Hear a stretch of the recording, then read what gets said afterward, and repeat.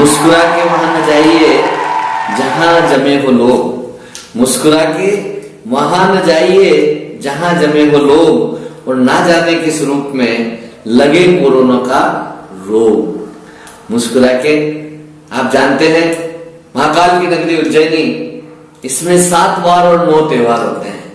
भले ही 7 वार हो, लेकिन आज परिवार का वार है, परिवार दिवस है, अंतरराष्ट्रीय परिवार दिवस है।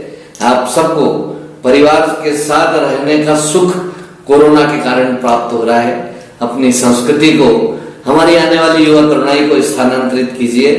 घर पर ही रहकर परिवार के साथ मुस्कुराइए, खिलखिलाइए, दिल मिलाइए। YouTube पर सब्सक्राइब, शेयर, लाइक कीजिएगा दैनिक अवंतिका ब्रह्मास्त्र। कुछ नहीं, आपको सब कुछ पता होना चाहिए। सब पे नजर, सबकी खबर, दैनिक अवंतिका के साथ सफल होना चाहिए।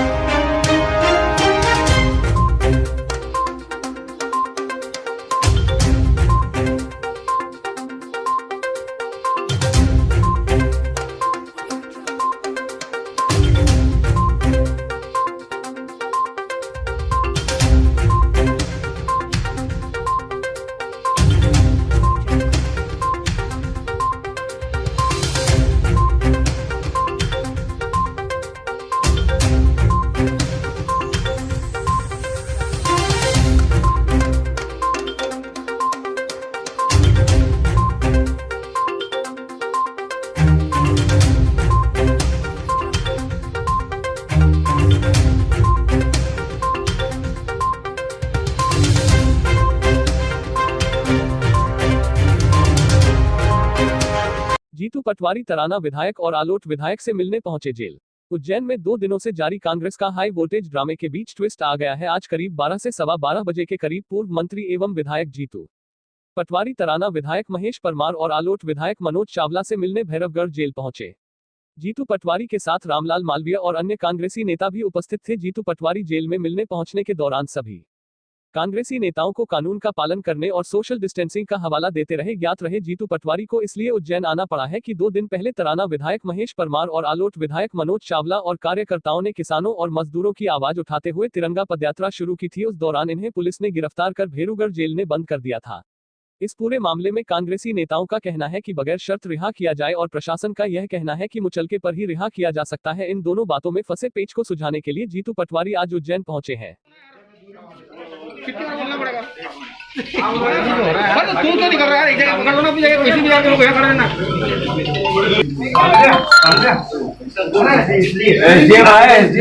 अंदर बैठा जा रहा है, एक तो लेट आया ना, उसके बाद भी आ गया, घुसे जा रहा है। नीचे बैठिए, तुमसे तो भागना।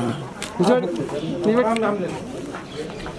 थोड़ा साइड में आ जाओ, सोशल डिस्टेंस।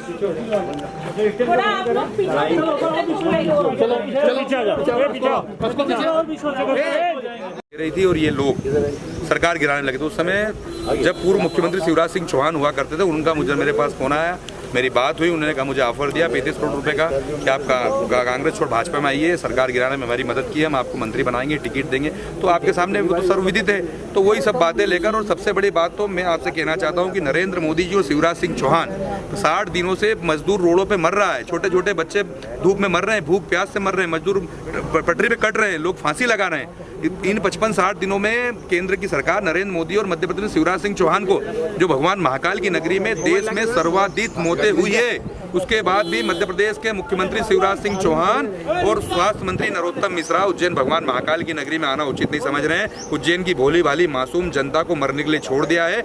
हम मजदूरों की, किसानों की और उज्जैन में जो मौतें हो रही है, इसके लिए शिवराज सिंह चौहान को पीले चावल देने जा रहे थे कि आप आके देखिए माननीय मुख्यमंत्री जी, आपने षड्यंत्र सरकार तो बनाई है लेकिन जनता मर रही है, और जनता जो हमारी मासूम जनता मर रही है उसके लिए जिम्मेदार और जवाबदार आप हैं। तो हम प्रयास कर रहे हैं, जनता के लिए हमारी लड़ाई है, मजदूरों के लिए हमारी लड़ाई है, किसानों के लिए हमारी लड़ाई है, और निरंतर हमारी लड़ाई जारी रहेगी। ऐसी परिस्थिति बनी है, ये दोनों माइक ले लो। पहली बार पूरे विश्वव्यापी ये महामारी आई और पूरे देश ने, सारी सरकारों का, मोदी जी का, हमारे प्रदेश के अतिक्रमणधारी मुख्यमंत्री आदरणीय शिवराज सिंह जी का एकजुटता से हमने सहयोग की भावना से इस महामारी से लड़ने के स्वरूप को बनाया। आप देखोगे कि पलायन मजदूरों का भयावह मार्मिक दृश्य आप लोगों के कारण पूरे देश ने देखे।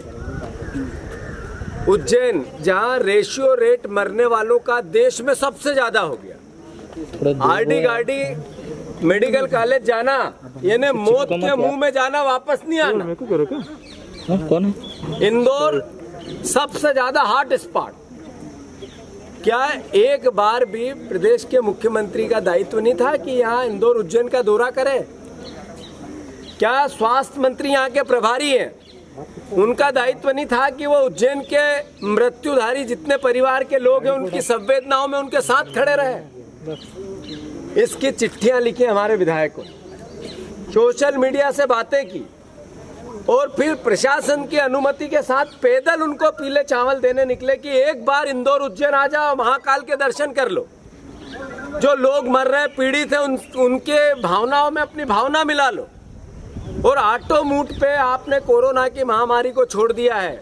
लोग अपने आप जिए तो जिए, मरे तो मरे, इस स्थिति में लाके छोड़ दिया है। कम से कम अधिकारियों को आकर निर्देश दे दो, पर शिवराज सिंह के कानों में जूं नहीं रहेंगे। मुझे फक्र है, गर्व है। मेरे प्रदेश के पूर्व मुख्यमंत्री कमलनाथ जी ने कहा कि विधायकों से जाके बात करो और आगे जो परिस्थिति हो पब्लिक के साथ रहना है। अभी प्रशासन को किसी प्रकार की कोई, सिर्फ कोरोना की लड़ाई में सहयोग करना है। उज्जैन के परिवार वाले जो लगातार गरीबों को राहत सामग्री में कांग्रेस के परिवारजन लगे हैं, उनको और ताकत देके ये बोलना है कि आपको राशन वितरण में सहयोग करें। मजदूरों का सहयोग, जगह जगह जो पैदल और अलग अलग तरीके से जा रहे हैं उनका कैसे हम सहयोग कर सकते हैं, उसमें बात करें।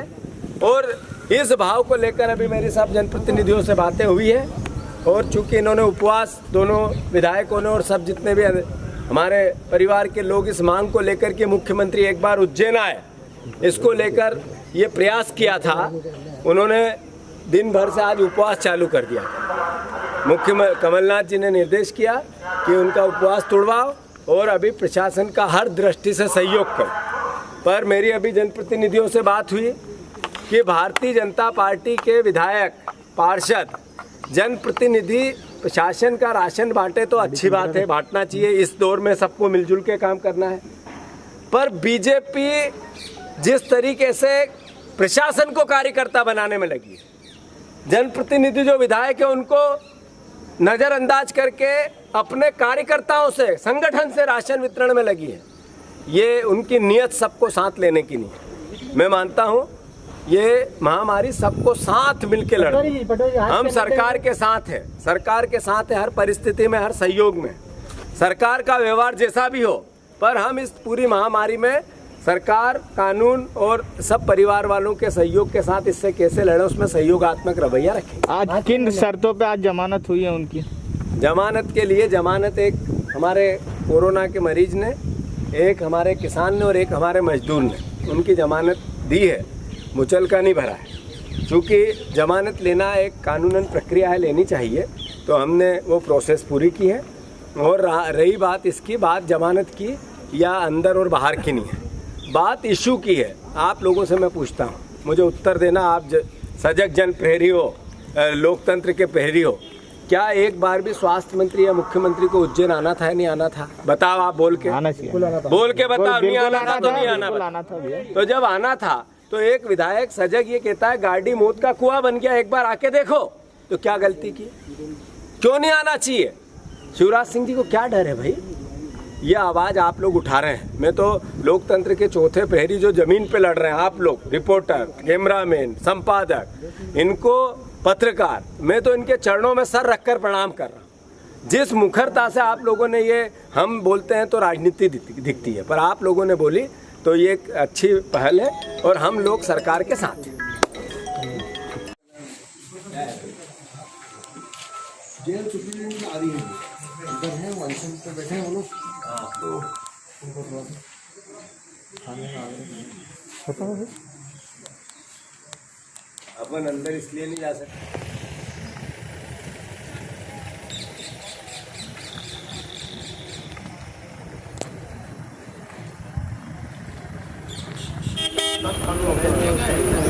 धन्यवाद आपका।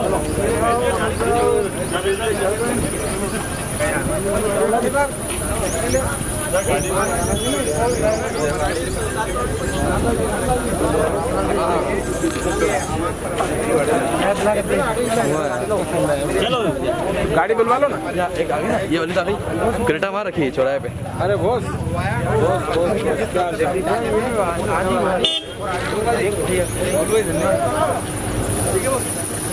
तो जी मैं डेटा कौन ले गया है?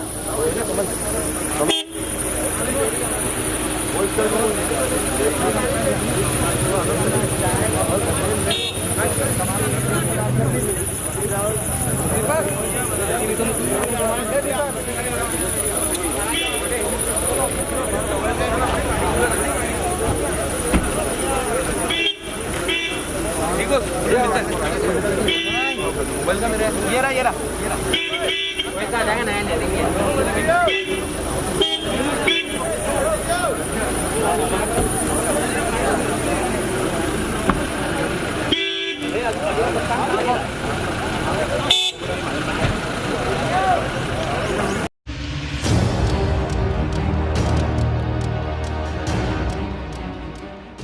देवास शहर के अयोध्या बस्ती क्षेत्र में रहने वाला एक युवक पिछले दिनों फंदे पर लटकता हुआ मिला था।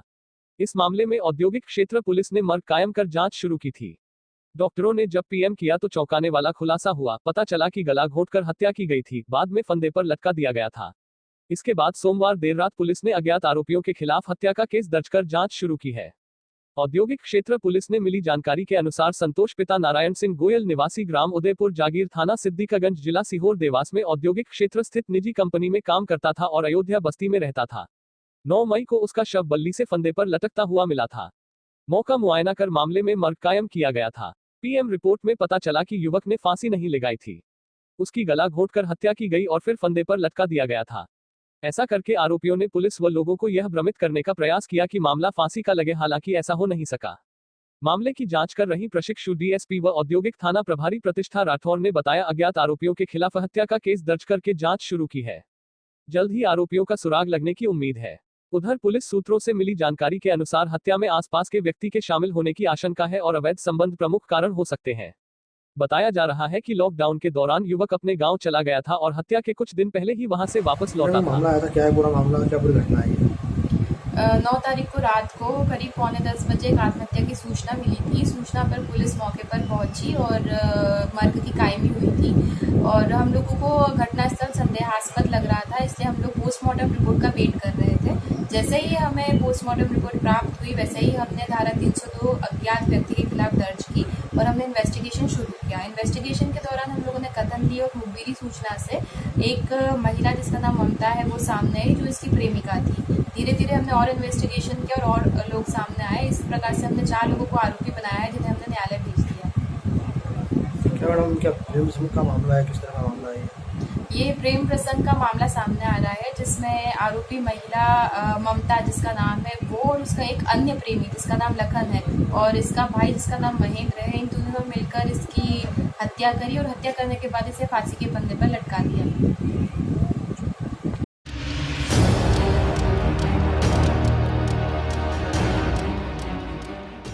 गृह एवं स्वास्थ्य मंत्री डॉक्टर नरोत्तम मिश्रा ने कहा, गुना में 8 मजदूरों की जान जाना दुखद खबर है।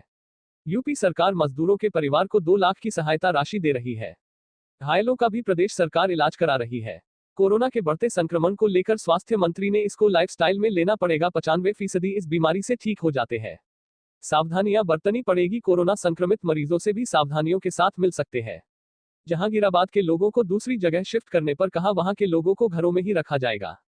गृह मंत्री डॉक्टर नरोत्तम मिश्रा का बयान, पेरोल 60 दिन से 120 दिन का किया गया, बेल 45 दिन से 90 दिन की गई। अभी वर्तमान में हमारी चिंता ये है कि जो हमारे यहाँ पर घायल हैं उनका ठीक से उपचार हो जाए। घायलों में भी एक थोड़ा अभी गंभीर है। हमारी कोशिश है कि वो शीघ्र स्वस्थ हो जाए। ठीक है।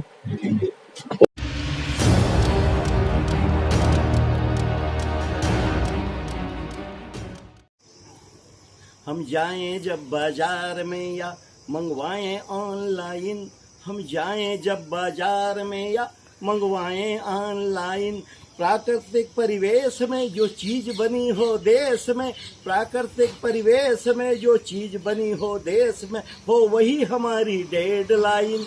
शिव संकल्प है ये हमारा, प्रतिज्ञा है ये हमारी, शिव संकल्प है ये हमारा, प्रतिज्ञा है ये हमारी। हम जब भी खरीदे जो भी खरीदे वे चीजें हो सब make in India, made in India, make in India, made in India.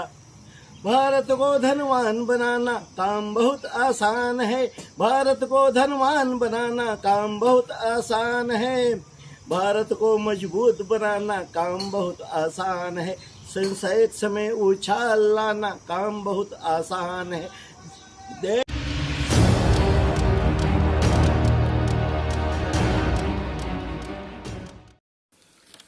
हर कामयाबी पर आपका नाम हो, आपके कदमों में दुनिया का सलाम हो।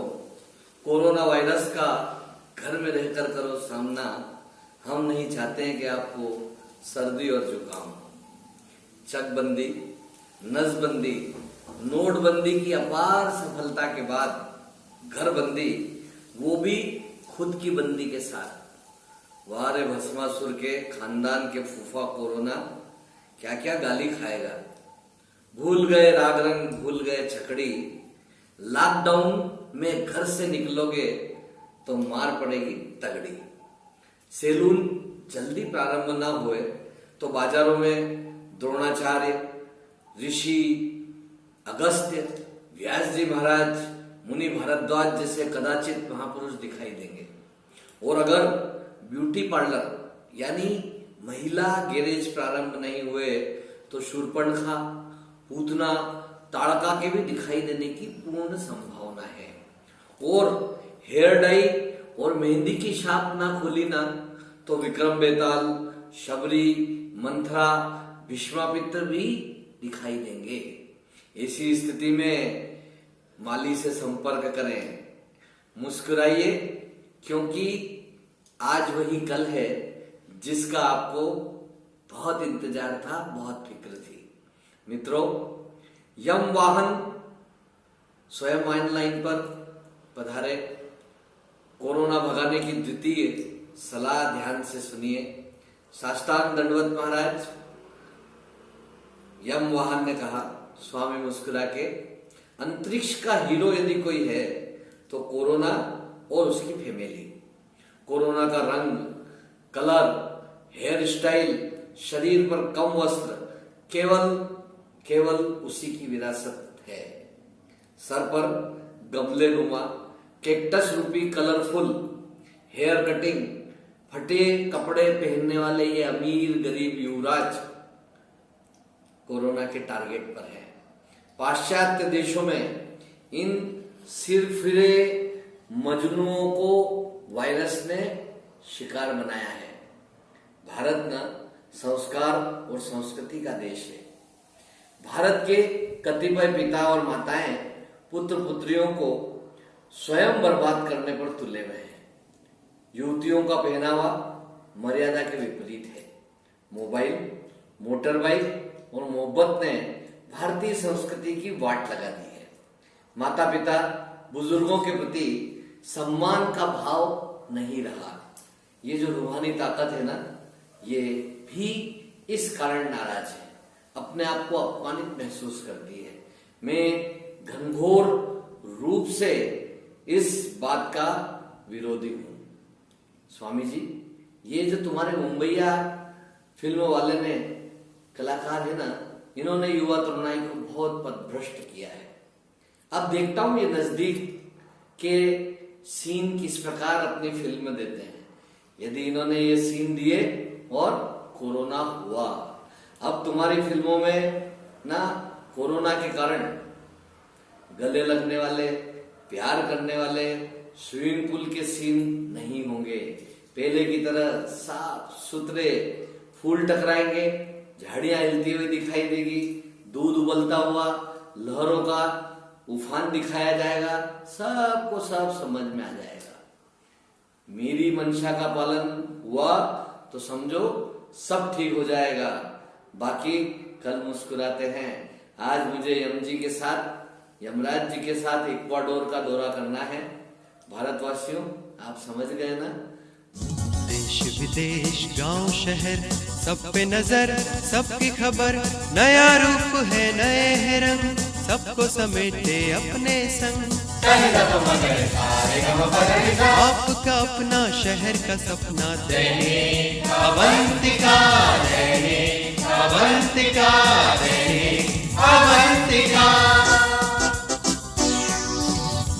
राजनीति फिल्मी बातें सब कुछ ही हम इसमें पाते। घर होटल ऑफिस या दफ्तर, क्लर्क प्यून या हो फिर अफसर, सबका चहेता सबका प्यारा दैनिक अवंतिका, दैनिक अवंतिका, दैनिक अवंतिका।